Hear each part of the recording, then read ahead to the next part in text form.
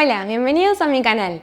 En el video de hoy vamos a analizar los primeros 2 capítulos del libro Filosofía de la Ciencia Natural, escrito por Carl Hempel en 1966. Siempre me resulta útil que me digan exactamente qué texto les gustaría que estudiáramos juntos, como en este comentario, porque así puedo ser más asertiva en la ayuda que les puedo dar. También les recuerdo que si quieren que los ayude a estudiar de modo particular algún texto, me pueden contactar al número que les dejo en la cajita de descripción.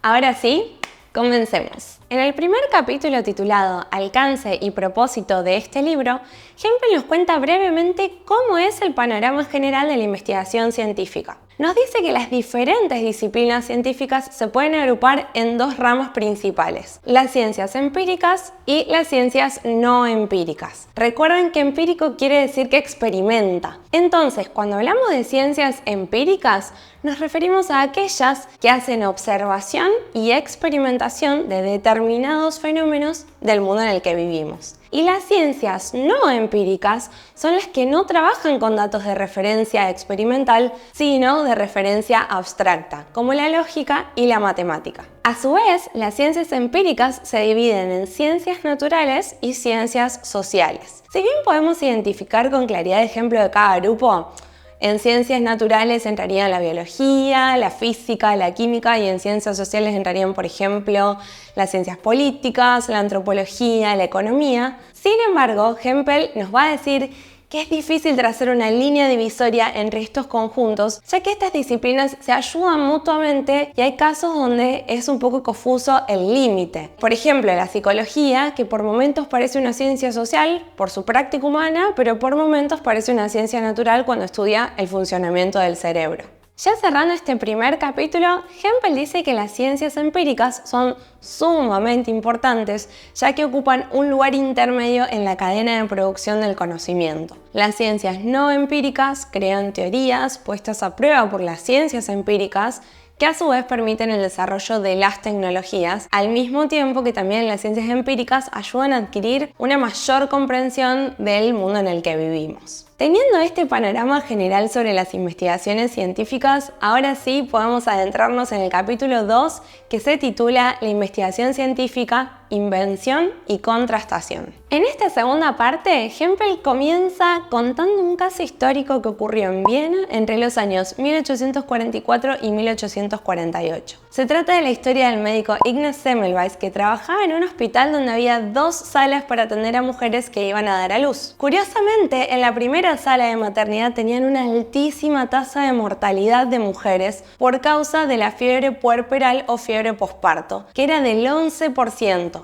mientras que en la segunda sala de maternidad tenían una tasa del 2%. Preocupado por esta situación, Semmelweis empieza a buscar una explicación al fenómeno y sobre todo buscar una solución. Entonces Hempel nos cuenta las distintas ideas que este doctor fue poniendo a prueba o contrastando, que es la palabra que se usa en epistemología, para poner a prueba una hipótesis. En primer lugar, Semmelweis evaluó la posibilidad de que se estuviera produciendo una especie de epidemia, pero rápidamente descartó esta opción, ya que las epidemias no son selectivas y entonces no había una lógica de que afecte a una sala del hospital y a la otra no. En segundo lugar, pensó que podía ser un problema por el hacinamiento de las mujeres en la primera sala. Sin embargo, luego de hacer averiguaciones al respecto, detectó que las mujeres se desesperaban por ir a la segunda sala porque sabían que en la primera sala estaba la fiebre puerperal. En conclusión, había más mujeres en la segunda sala que en la primera, por lo tanto, también se descartó esta idea. En tercer lugar, Semmelweis pensó que podía haber algún problema en los alimentos que las mujeres comían.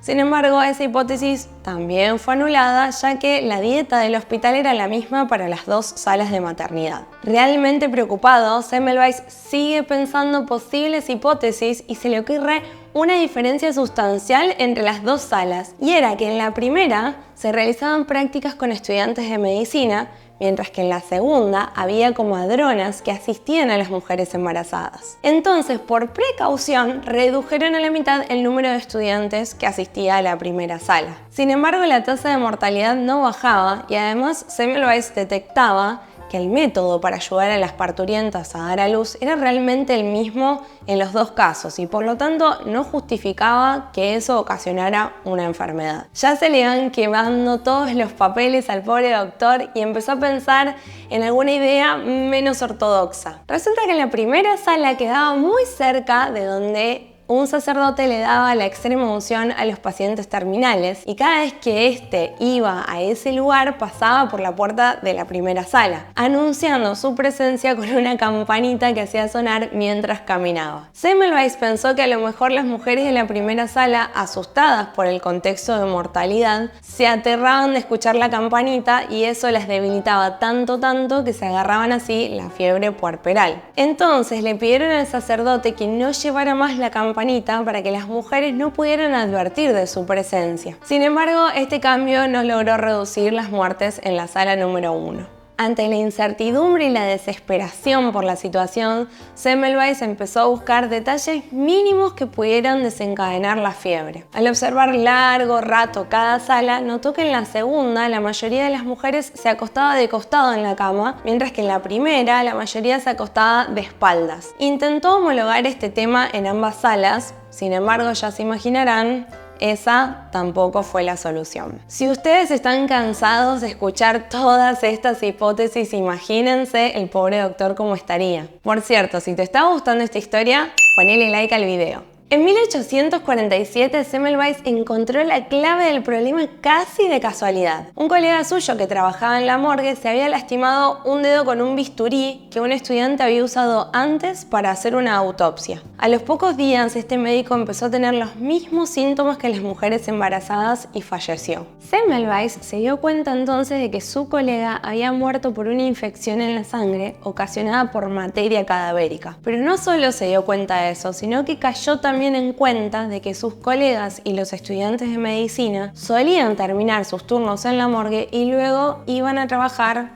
a la primera sala de maternidad, siendo ellos así portadores de esta materia cadavérica y contagiando a las mujeres cuando asistían sus partos. Inmediatamente el médico ordenó que se exigiera a todo el personal que antes de ingresar a la sala de maternidad se lavaran las manos exhaustivamente con cal clorurada, para evitar así contagios. A partir de ese día, la tasa de mortalidad bajó enormemente, incluso también se redujo en la segunda sala. Con el tiempo, Semmelweis detectó que la fiebre se expandía no solamente por materia cadavérica, sino también por contagio de otras materias contaminadas por otras enfermedades. Detectó entonces que lavarse las manos prevenía de muchas enfermedades. A partir de esta historia, Hempel va a explicar cómo se contrasta o se pone a prueba una hipótesis. El modo más sencillo es cuando la hipótesis entra en conflicto con hechos que son fácilmente observables.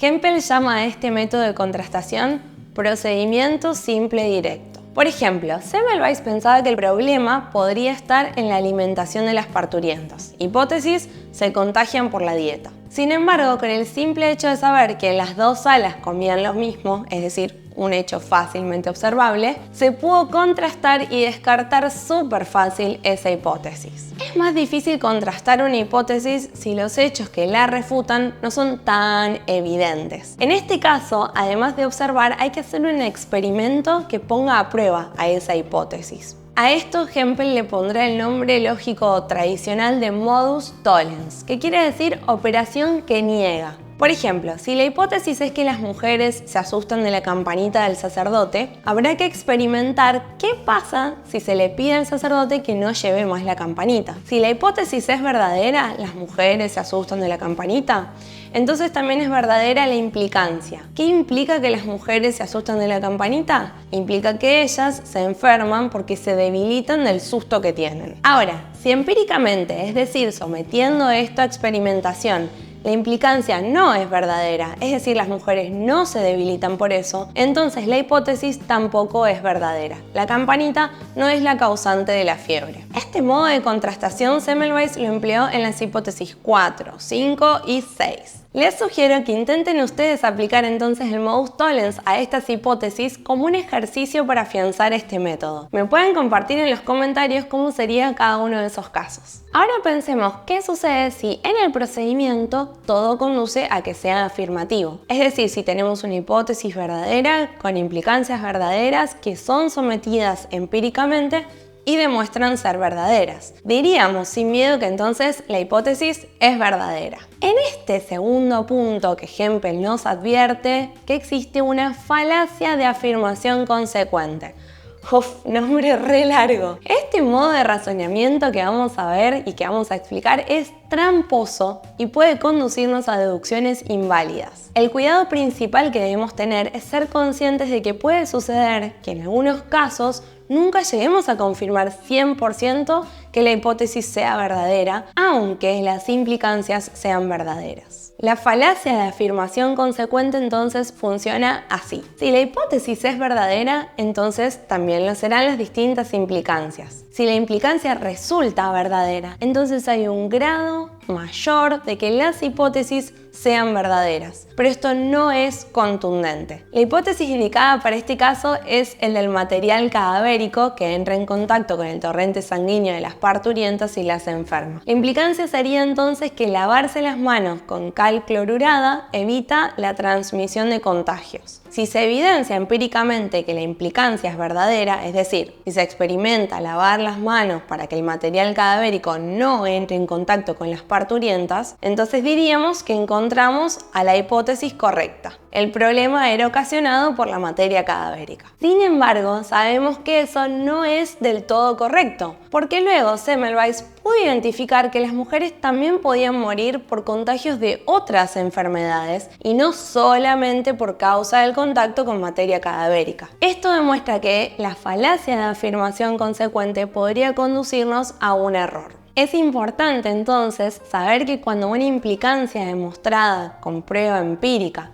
es afirmativa, esto solo conduce a darle cierto grado de credibilidad a la hipótesis, pero no le da 100% la condición de ser verdadera. Ahora sí, llegamos al final de este video. Te pido que si te sirvió, le des like y te invito a que te suscribas a mi canal, así no te perdés de todos los textos que vamos explicando. Si querés ahondar un poco más en el tema de la epistemología, te recomiendo alguno de estos videos que te dejo por acá. Nos vemos la próxima. Adiós.